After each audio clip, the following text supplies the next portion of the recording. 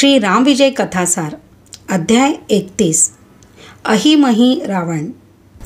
इंद्रजिताचा रणांगणात वध झाल्यानंतर रावणाने विद्युजीवाच्या सल्ल्याने असे ठरविले की पाताळात राहणारे महिकावती नगरातील अहि व मही या राक्षसांना त्वरित येथे बोलवावे व त्यांनी राम लक्ष्मण यांना कपटाने पळवून भद्रकाली देवीसमोर बळी द्यावे। त्याप्रमाणे ते दोघे आले।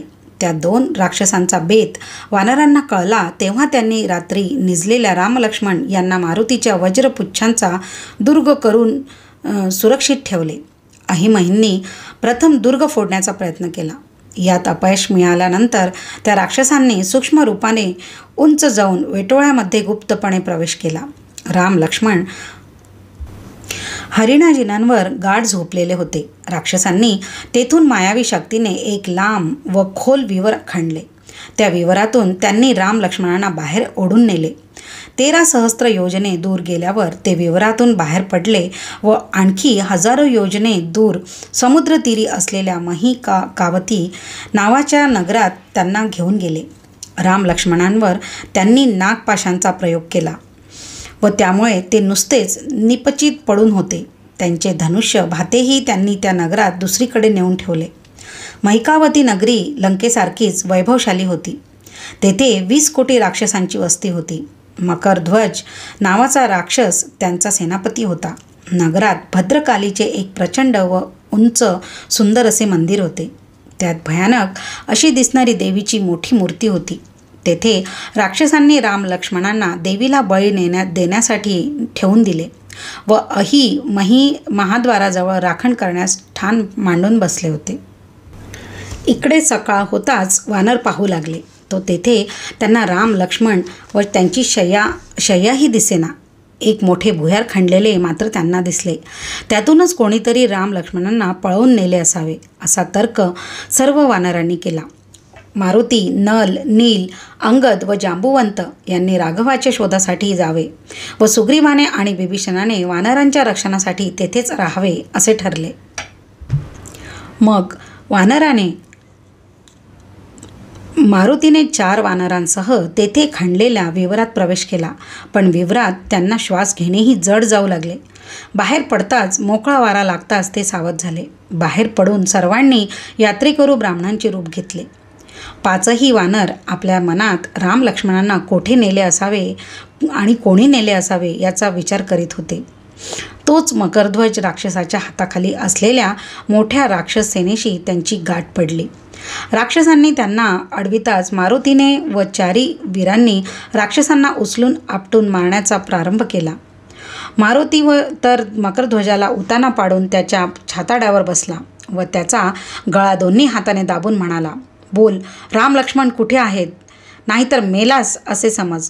तुला माझ्या हातून कोण सोडवेल ते आता मी पाहतो। व्याकुळ होऊन मकरध्वज म्हणाला, हनुमंत, जर आज इथे आता असता तर माझ्यावर अशी वेळ आलीच नसती। त्याने तुला नक्कीच मारले असते। मारुती चमकून म्हणाला, हनुमंत, तो तुझा कोण? तो तर माझा जन्मदाता पिता आहे। मारुती बुचकाळ्यात पडला, मीच तो हनुमंत। खरे काय ते मी सांग। मी तर आजन्म ब्रह्मचारी आहे। खोटे बोलतोस तू, असे म्हणून मारुतीने वानररूप धारण करून त्याला पुन्हा दाबण्यास प्रारंभ केला। समुद्रातून तेवढ्यात एक भली मोठी मगरी पाण्याबाहेर आली।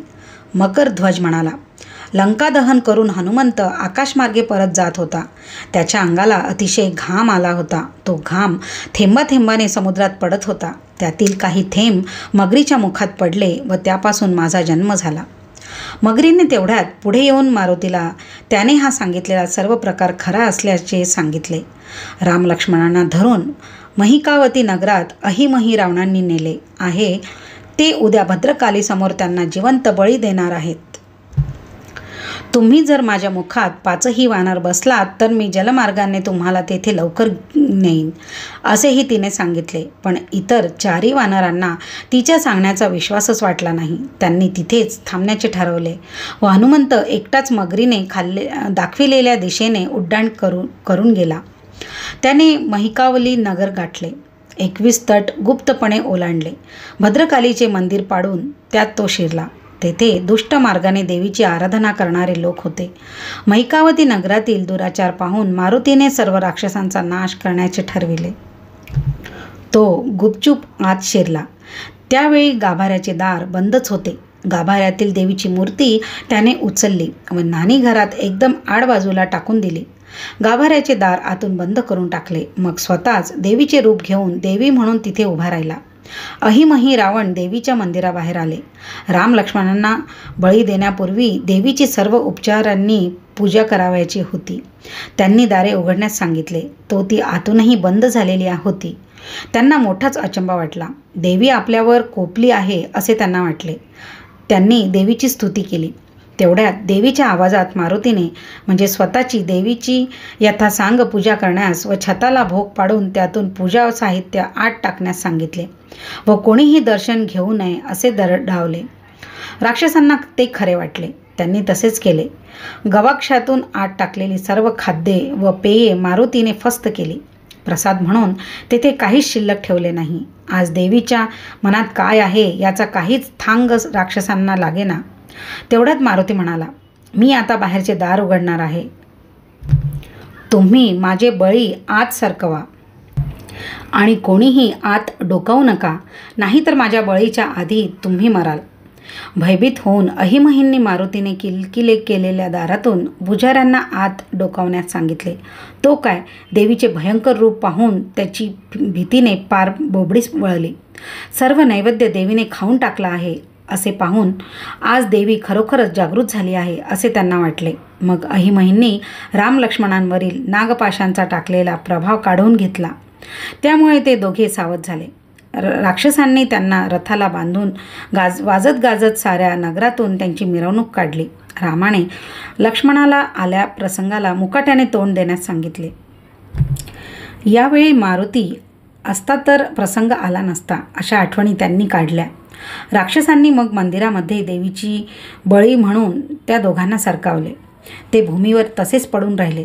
देवीचे रूप अतिशय भयानक दिसत होते. मारुतीने देवीच्या आवाजात त्यांना मोठ्याने म्हटले, मी तुम्हाला खाणार आहे. आता तुम्ही तुमच्या दैवतांना स्मरण करा. एकदाचे तुमच्या प्राणप्रिय आप्तमित्रांचे स्मरण करा.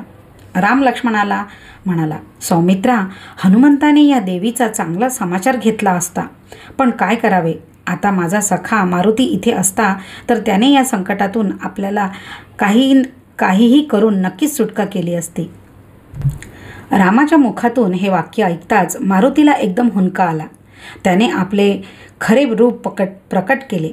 राम लक्ष्मणांना प्रेमाने आलिंगन दिले. हलक्या आवाजात त्यांना सर्व सांगितले. मग राम लक्ष्मणांनी देवीरूपी मारुतीच्या मागे लपून राक्षसांचा समाचार घ्यावा असे ठरविले. सूक्ष्म अंशरूपाने मारुतीने राक्षसांनी पळवून नेलेली त्यांची धनुष्य व भाते त्यांना परत आणून दिले. त्यावेळी रामलक्ष्मणांनी मारुतींची वारंवार स्तुती केली. मग ते मारुतीच्या आड नीटपणाने लपून राहिले. मारुती भयानक देवीच्या रूपात तेथे उभा राहिला. मग त्याने अहिला जोरात हाक मारली, तुला दर्शन हवे असेल तर एकटा आत ये. ते ऐकून अहि दार थोडेसे उघडून आत आला. मारुतीने दार लगेच दिव्य शक्तीने बंद केले. देवीचे रूप पाहून अहि राक्षस तर फार घाबरला. त्याने देवीच्या पायांवर मस्तक ठेवले. अहि पायांशी लवणताच देवी रूप मारुतीने दाणकण आपला पाय त्याच्या डोक्यावर मारून त्याला अक्षरशः चिरडून मारले. त्याने एकदम जोरात किंकाळी फोडली. तिने सारे मंदिर हादरले. मग अहिची पुष्कळ वेळ वाट पाहून रावणाने देवीच्या 2 पुजाऱ्यांना आत डोकावून पाहायला सांगितले. त्यांनी दार किलकिले केले. ते हळूच आत शिरले. तो काय, न्हाणीघरात देवीची मूर्ती कोपऱ्यात पडलेली होती. देवीच्या जागी मारुती उभा आहे हे पाहताच ते घाबरून पळत जाऊन बाहेर जाऊ लागले. पण मारुतीने हात लांब करून एकाला उचलले व आपटून मारले. पण दुसरा कसा तरी तेथून निसटलाच. तो बाहेर पडला व महिरावणाला आत घडलेले सर्व काही सांगितले. घात झाला. त्याने ताबडतोब कोट्यावधी राक्षसांना एकत्र केले. देवळाबाहेर भयंकर मोठी राक्षस सेना जमली. तो ओरडून मारुतीला आव्हान देऊ लागला. मग राम लक्ष्मणांना आपल्या खांद्यावर बसवून मारुती गर्जना करीतच देवळाबाहेर पडला. तेथे महिरावणाच्या सैन्याबरोबर भयंकर रणकंदनाला सुरुवात झाली. राम लक्ष्मणांच्या बाणांनी हजारो राक्षस मरू लागले. महिरावणाच्या शरीरातून झालेल्या बाणशतांनी जमिनीवर रक्त पडू लागले. पण त्याच रक्तातून पुन्हा लगोलग कितीतरी महिरावण उत्पन्न होऊ लागले. हे पाहून राम लक्ष्मण चकित झाले. महिरावणांनी सारे रणांगण भरून गेले. त्यांचा निपात करणे अशक्य झाले. तेव्हा मारुतीने ताबडतोब समुद्राच्या तीरावर जाऊन त्या मगरीला त्या गोष्टीचे रहस्य विचारले. रंभेला सूर्यापासून हे अहिमही रावण उत्पन्न झाले आहेत. चंद्रसेना ही महीची पत्नी आहे. तिला महिरावणाच्या मरणाचा उपाय विचारावा असे मगरीने सांगितले. मारुती तेथून उड्डाण करून कावतीमध्ये शोध करून महिरावणाची पत्नी चंद्रसेनेच्या सदनात गेला. ती रामभक्त होती. रामाजवळ आपला संबंध यावा ही तिची मनोकामना होती. त्यावेळी ती रामाचेच ध्यान करीत डोळे मिटून बसली होती. मारुतीने टाळ्या वाजवून तिचे लक्ष आपल्याकडे वेधले. महिरावणाच्या रक्तातून अनेकानेक नवे महिरावण कसे निर्माण होतात ते तिला विचारले. रामचंद्राशी आपला अंगसंग घडवून आणण्याचे वचन मारुतीकडून घेऊन चंद्रसेनेने त्याला सांगितले की शंकराच्या माळेतील भुंगे पाताळातील घटातून अमृत आणतात व तो सोंडेने महिरावणाच्या रक्ताच्या थेंबावर टाकतात. त्यामुळे त्या प्रत्येक थेंबातून आणखी रावण निर्माण होतात. मारुतीला या गोष्टीचे फार आश्चर्य वाटले. त्याने चंद्रसेनेला रामाची भेट घडवून आणण्याचे वचन दिले आणि तो तसाच ताबडतोब पाताळात गेला. मारुतीने ते भुंगे मारून टाकले. पण त्यातला एक भुंगा मारुतीला शरण आला. मी तुझ्या नक्कीच उपयोगी पडेन, मला मारू नको असे म्हणून गयावया करू लागला. तेव्हा मारुतीने त्याला जीवदान दिले व चंद्रसेनेच्या सदनाकडे तो भुंगा उडून गेला. मग मारुती तिथून परत रणांगणात आला. राम लक्ष्मणांबरोबर महिरावणांचे युद्ध चाललेले होते. बाकीचे रक्तातून निर्माण झालेले महिरावण रामबाणांनी मरतच होते. पण मुख्य महिरावण मात्र मरत नव्हता. रक्ताच्या थेंबातून पुन्हा महिरावण उठण्याचा प्रकार मात्र बंद झाला होता. मारुती रणांगणावर परत आल्यावर रामाला फारच उत्साह आला आणि त्याने ब्रह्मास्त्र सोडून महिरावणाचे भस्म करून टाकले आणि तो मरण पावला. तो मरताच त्याच्या सैन्यातील सारे राक्षस सैरावैरा पळत सुटले. पण मारुतीने आपल्या शेपटाने सगळीकडून राक्षसांना पकडून आणण्याचा व त्यांना आपटून ठार मारण्याचा सपाटा चालविला. तेव्हा नगरातील राक्षस स्त्रिया आपल्या पतींचे जीव वाचविण्यासाठी चंद्रसेनेला शरण गेल्या. चंद्रसेना अतिशय ज्ञानवंत होती. तिने सांगितले, मारुतीचे शेपूट जर घरात घुसून तुमच्या पतीला पकडून घराबाहेर ओढून नेऊ लागले तर तुम्ही त्याला सीतेची शपथ घाला, म्हणजे ते तुमच्या पतीला सोडून परत जाईल. त्या स्त्रियांनी पतींना वाचविण्यासाठी तोच उपाय केला आणि काय आश्चर्य, मारुतीचे शेपूट घराघरातून परत फिरू लागले. शेवटी मारुतीने आपले शेपूट आवरून धरले. राक्षसांचा पूर्ण पराभव झाला होता. पण मारुती फार उदास झाला होता. रामाने त्याला कारण विचारले. तेव्हा त्याने चंद्रसेनेला दिलेल्या वचनांसह सर्व वृत्तांत त्याला सांगितला. तेव्हा राम म्हणाला, हनुमंता, माझे एकपत्नी व्रत तुला माहिती आहे ना? मग या प्रसंगातून सुटण्याची युक्ती तूच शोधून काढ. मारुती जरा वेळ विचारात पडला. मग रामाची अनुज्ञा घेऊन पुन्हा चंद्रसेनेकडे गेला. राम येत आहे तेव्हा मंचक सज्ज कर. रामाच्या मनाविरुद्ध काही झाले किंवा अपशकुन झाला तर राम निघून जाईल असे त्याने तिला सांगितले. चंद्रसेनेने घरात सुंदर मंचक सजविला. पण मारुतीने तिच्या नकळत त्या जीवदान दिलेल्या भुंग्याला तो मंचक आतून पूर्णपणे पोखरून ठेवण्यास सांगितले. भुंग्याने आपले काम चोख केले. मंचकावर कोणी बसले तरी मंचक मोडून कोसळेल इतका तो त्याने पोखरून ठेवला. मग मारुतीने रामाला घेऊन चंद्रसेनेच्या सदनात प्रवेश केला. तिने रामचंद्र येताच मोठ्या आदराने त्याला मंचकावर बसण्याचा आग्रह केला. त्याप्रमाणे तो बसताच मंचक कोसळून पडला. मोठाच अपशकुन झाल्यासारखे दाखवून राम तिथून उठून निघून जाऊ लागला. चंद्रसेना मारुतीवर फार रागावली व त्याने काहीतरी कपट केले म्हणून त्याला काहीतरी शाप देऊ लागले. तोच रामाने तिला मध्येच थांबविले व म्हटले, चंद्रसेने, मी या जन्मात तुला अजिबात प्राप्त होणे शक्य नाही.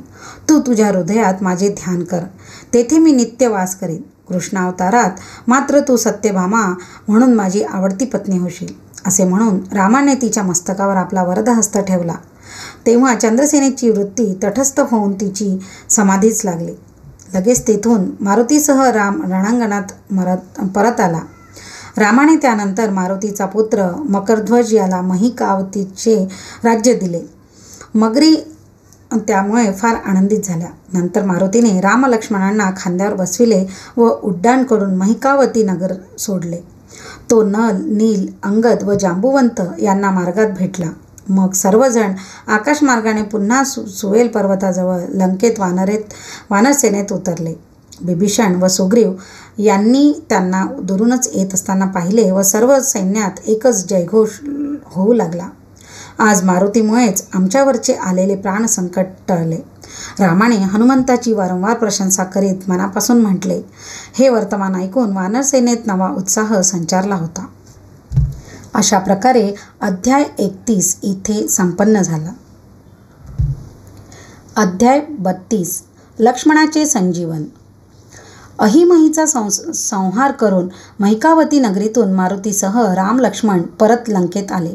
ही वार्ता रावणाला कळली. तो अतिशय चिंता करू लागला. त्याला इंद्रजिताची तीव्रतेने आठवण येऊ लागली. पण ही निराशा लगेचच दूर सारून रावणाने आपला सारा दळभार एकत्र करण्याची आज्ञा दिली. रणभेरी वाजू लागल्या. उरलेले मंत्री निघाले. अगणित सेना निघाली. रावण युद्धाला रणांगणावर आला असे पाहताच वानरांनी शिळा, पर्वत व झाडे यांच्यात त्याच्या सेनेवरती मारा करण्यास सुरुवात केली. पण रावणाने वानरांचे सर्व पर्वत बाणांनी भांगून टाकले. वानरसेना थोडी मागे हटू लागली. तेव्हा रावणाच्या सैन्यावर व रावणावर रामाने बाणांचा पाऊस पाडला. तेव्हा रावणाने वायू, अग्नी, पर्वत, पर्जन्य आदी अनेक अस्त्रे रामावर व त्याच्या सैन्यावर मारली. पण रामाने ती सर्व परतवली. रामापुढे आपली शस्त्रे चालत नाही असे पाहून रावणाने 5 तीक्ष्ण बाण एकाच वेळी धनुष्यावर लावले व रामावर सोडले. ते रामाच्या शरीरात घुसून पलीकडे गेले. पण राम जागेवरून तसूभरही हलला नाही. मग रामाने आपल्या धनुष्यावर 7 बाण एकाच वेळी लावून रावणावर सोडले. त्या बाणांनी रावणाच्या शरीराचा भेद केला व ते लंकेत जाऊन पडले. रावणाला त्या आघाताने मूर्छाच आली. इकडे रामाला 5 बाण भेदून गेलेले पाहून लक्ष्मण व बिभीषण यांनी रावणावर जोरदार चढाई करून रावणाला रथहीन केले.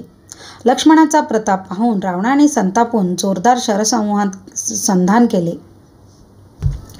बिभीषणाने आपल्या लढाईत प्रत्यक्ष विरोध केला हे पाहून रावणाने ब्रह्मशक्ती त्यावर सोडली. पण लक्ष्मणाने तेवढ्यात पुढे येऊन आपल्या बाणांनी त्या शक्तीचे 3 तुकडे केले. यामुळे शक्ती विफल झाली. रावणाने रणांगणामध्ये बिभीषणाची फार निंदा केली. लक्ष्मणाच्या पाठीशी राहून तो प्रत्यक्ष आपल्या मोठ्या भावाशी लढत होता. बिभीषणानेही रावणाच्या मागच्या सगळ्या पापांचा उच्चार केला. या लक्ष्मणाने इंद्रजिताला मारले, अतिकायाला मारले, याचाच आता प्रथम मी नाश करतो असे म्हणत रावणाने आपल्या भात्यातून एक अत्यंत धगधगीत तेजस्वी बाण काढला. त्या क्षणीच सर्वत्र उत्पात होऊ लागले.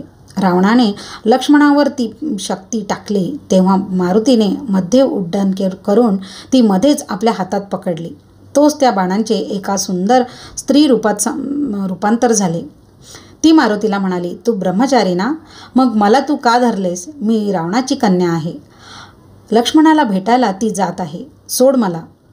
हे धर्मसंकट पाहून मारुतीने ती शक्ती पटकन आपल्या हातातून सोडली. लगेच तो बाण तेथून पूर्वीच्याच वेगाने सुटला व त्याचा प्रतिकार करण्यासाठी लक्ष्मण बाण धनुष्यावर लावितच होता. तोच त्याची छाती भेदून पाठीतून निघून तो बाण भूमीत गुप्त झाला. लक्ष्मण भूमीवर निश्चेष्ट पडला. देवांनी व वानरांनी फार हाहाकार केला. राम तर फारच शोक करू लागला. तेव्हा त्याचा शोक अनावर होत आहे असे पाहून बिभीषणाने रामाला शोक करण्याची ही वेळ नाही. समोर घातकी रावण अजून उभाच आहे. त्याचा आधी समाचार घ्या अशी आठवण करून दिली. तेव्हा रामाने स्वतःला सावरून पुन्हा द्वेषाने रावणावर अपरिमित शरवर्षाव करण्यास प्रारंभ केला. तो रणांगणात परशुरामासारखा संहार करू लागला. शंकराने त्रिपुरासुराला मारले तसे तो संहार कार्य करू लागला. त्याच्या धनुष्यावर बाण इतक्या वेगाने निघू लागले की कोणीही त्याच्यासमोर उभा राहिना. रावणाला त्याने आपल्या बाणांनी अगदी वेढून टाकले. त्याला सर्वत्र रामच दिसू लागला. त्याला दशदिशांत रामच दिसू लागला. शेवटी तो लंकेत पळून गेला. आपल्या महालात गेल्यावर तो पळून आल्याचे कळताच मंदोदरीने त्याला एक तर रामाला शरण जा किंवा रणांगणात युद्ध तरी करीत प्राण द्या असे म्हटले. पण तिचे ते न ऐकता रावणाने गुप्त भुयारात जाऊन शुक्राचार्यांनी दिलेल्या मृत्युंजय मंत्राचे अनुष्ठान करण्यास प्रारंभ केला. कालनेमी नावाच्या राक्षसाला त्याने असे सांगितले की आता निश्चेष्ट पडलेला लक्ष्मण सूर्योदय होताच मरेल, पण त्यापूर्वी द्रोणगिरीवरून औषधी आणण्यास मारुतीने उड्डाण केले. त्याला तू वाटेत अडव, त्याच्या मार्गात विघ्न उत्पन्न कर किंवा त्याला ठार तरी मार. कालनेमी अनेक राक्षसांना घेऊन मंदार पर्वताच्या अलीकडे ब्राह्मण वेश धारण करून मायावी आश्रम उत्पन्न करून मारुतीची वाटच पाहत होता. इकडे युद्धभूमीवर लक्ष्मणाभोवती सर्व वानर जमले होते. सुषेणाने लक्ष्मणाची अवस्था पाहिली. सूर्योदय होईपर्यंतच अशा स्थितीतच तो जगेल. त्याआधी द्रोण पर्वतावरील संजीवनी औषधी जर कोणी त्वरित जाऊन आणली तर मी लक्ष्मणाला उठवीन असे तो म्हणाला. द्रोणगिरी पर्वतावर मारुतीला तो माहिती होता. तो लगेचच जायला तयार झाला. रात्रीतल्या रात्रीत जाऊन तेथून संजीवनी वेल आणणे इतर कोणालाही अशक्य होते. मारुती उडाला. वायूपेक्षाही जास्त वेगाने तो उत्तरेला गेला. विजेचा लोळ जावा तसा तो उडत जात होता. वाटेत मंदराचलाजवळ त्याला कालनेमीचा आश्रय दिसला. त्या ब्राह्मण वेशधारी मायावी राक्षसाने मारुतीचे कपटी भाषेत स्वागत केले. माझ्या आश्रमात उतर, फळे खा, जरा वेळ विश्रांती घे, वाटल्यास इथेच काही दिवस राहा असे सांगितले. पण मारुतीने फक्त पाणी घेईन असे सांगितले. तेव्हा त्याने एक सरोवर दाखविले. तेथे उतरून मारुती पाणी पिणार तेवढ्यात तेथील एका जलदेवतेने पटकन त्याचा पाय पकडला. तेव्हा मारुतीने तिला वर ओढून लाथेने मारले. तोच ते तिचे रूप नष्ट होऊन तेथे एक देवांगना प्रकट झाली. मी तुझ्यामुळे आज शापमुक्त झाले. हा तुला दिसणारा आश्रम खोटा आहे. हा ब्राह्मण व त्याचे शिष्य म्हणजे कालनेमी राक्षस व त्याचे अनुयायी आहेत. त्यांना तू मारून टाक व पुढे जा असे त्या अप्सरेने सांगितले व ती गगनात उडून गेली. मारुतीने परत आश्रमात येऊन कालनेमीला आणि त्याच्या अगणित राक्षसांना ठार मारले व तो उड्डाण करून द्रोणाचलाजवळ पोहोचला. द्रोणाचल त्याला आपल्या जवळची संजीवन औषधी वनस्पती देण्यास तयार होईना. त्याला मारुती संजीवनी नेण्यास पुन्हा आला त्याचाच राग आला. तो मारुतीला वाटेत तसे बोलू लागला. तेव्हा मारुतीने रागाने त्याला दटावले. शेवटी विलंब करण्यात काय अर्थ असा विचार करून मारुतीने आपल्या वज्रपुच्छाने संबंध द्रोणाचलाभोवती 3 घट्ट वेढे घातले. सगळा पर्वतच उपटून शेपटानेच वर उचलून धरला. मग तो आकाशात पर्वत हातावर धरून उडत उडत परत जाऊ लागला. नंदीग्रामात भरताने आकाशात ते दृश्य पाहिले व हा कुणीतरी राक्षस रामाला वनात कदाचित प्राणसंकट उत्पन्न करण्यास जात असावा अशी शंका येऊन त्याने रामनाम लिहिलेला बाण त्याला मारला. हनुमंताच्या द्रोणाचल पर्वताधारी हातावर तो बाण जोरात लागला. त्यामुळे हनुमंत व्याकुळ होऊन विवळला व भूमीवर त्या पर्वतासह उतरला. रामा रामा, मी आता तुझे कार्य कसे करू? हाय, घात झाला. आता लक्ष्मणाला कोण वाचवेल? हा बाण तर तुझ्याच नावाचा आहे. मी याविरुद्ध काही करू शकत नाही असे उद्गार तो तळमळीने बोलू लागला. भरताने ते मारुतीचे बोलणे ऐकले व त्याला फार वाईट वाटले. त्याने मारुतीची चौकशी केली. खरा प्रकार कळताच मारुतीची त्यांनी क्षमा मागितली. आपल्या एकाच बाणावर आरूढ होऊन तो पर्वतासह लंकेत जाऊ शकशील असे मारुतीला तो म्हणाला. पण मारुतीने म्हटले, रामाच्या दासाला आवश्यक ती लागणारी शक्ती कधीच कमी पडत नाही. मी जातो. भरताने रामाची आपण किती तळमळीने वाट पाहत आहोत ते मारुतीला सांगितले. मारुतीने पर्वत हातावर उचलून प्रचंड वेगाने पुन्हा तेथून उड्डाण केले. लंकेत सर्व वानर एकत्र बसून संचित बसले होते. सूर्य उगवण्यास अजून पुष्कळ अवकाश होता. राम मनात फार चिंता करीत होता. तोच उत्तरेकडे प्रकाश दिसला व पर्वत घेतलेला मारुती दिसला. काही वानर म्हणाले, राया, तो पहा, क्षितिजावर मित्र आला आहे. रामाला वाटले सूर्यच उगवला. 6 घटका रात्र अजून बाकी आहे. तो सूर्य उत्तरेस का उगवला? त्याला सूर्याचा भयंकर राग आला. त्याने राहुमुख नावाचा बाण आपल्या धनुष्यावर लावला व सूर्याला ग्रासून टाकण्यासाठी तो अत्यंत त्वरेने उठला. पण सुषेण वानराने मारुतीला ओळखले. त्याने रामाला तसे करण्यापासून आवरले व प्रत्यक्ष द्रोणगिरी घेऊन प्रत्यक्ष मारुती आला आहे असे त्याला सांगितले. मारुती नव्हे तर लक्ष्मणाचे रुसून गेलेले प्राणच परत येत आहे, यशाचा ध्वज परत येत होता. हा हा हा, सर्व वानरांनी आनंदाने उद्गार काढले. मारुतीने परत उतरून पर्वताला खाली उतरवून ठेवला व रामाच्या पायावर डोके ठेवले. सुषेणाने लगबगीने धावत जाऊन मारुतीने तेथे उतरवून ठेवलेल्या पर्वताला नमस्कार केला. मंत्र म्हणून औषधीवर अक्षता टाकल्या. 4 वेली काढल्या. एका बाजूला जाऊन त्यांचा रस काढला. 4 रसाची 4 पर्णपात्रे भरून तो लक्ष्मणाजवळ आला व त्याने संजीवनी वेलीच्या पानाने सजीव केले. लक्ष्मण उठून बसला व लगेच धनुष्य घेऊन धावला. कुठे आहे तो रावण? असे मोठमोठ्याने ओरडू लागला. पण रामाने त्याला आवरले व परत खाली बसविले. सुषेणाने संजीवनी रसाचा उपयोग करून रणांगणात मरून पडलेल्या इतर सर्व वानरांना पुन्हा जिवंत केले. सर्व वानर मारुतीचा जय जयकार करू लागले. मारुतीनंतर द्रोणगिरी उचलून परत नेण्यास निघाला आणि तोपर्यंत सर्व वृत्त रावणाला कळले. त्याने मारुतीला परत जाताना अडविण्यासाठी व द्रोणाचल त्यापासून हिरावून घेण्यासाठी अनेक राक्षसांना सांगितले. राक्षस मारुतीच्या पाठीमागे त्याला धरण्यासाठी धावू लागले. मारुतीने नुसते धक्के मारून शेकडो राक्षसांना मारून टाकले. नंतर तो वेगाने उत्तर दिशेला गेला व लंकेपासून शेकडो योजने दूर असलेल्या द्रोणाचलाच्या मूळ स्थानी त्याने तो पर्वत पूर्वी जसा होता तसा नेऊन ठेवला आणि त्याच वेगाने तो सुवेल पर्वताजवळ पुन्हा परत आला. तोच आकाशात सूर्य उगवला तेव्हा मारुतीने सूर्याला अतिशय आदराने नमस्कार केला. मग रामाला त्याने भरताचे सर्व वर्तमान सांगितले. तेव्हा वानरांना फार आश्चर्य वाटले व रामाला फार वाईट वाटले.